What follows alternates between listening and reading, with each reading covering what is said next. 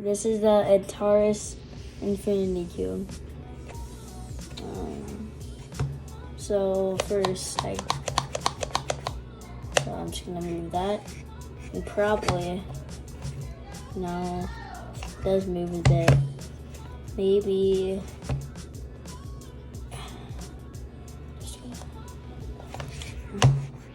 maybe I could, yes. Look, right there. So if yep, that can move, so this probably moves like that moves like that moves like that, and probably if I slide this off, yeah, this is slidable, and yep.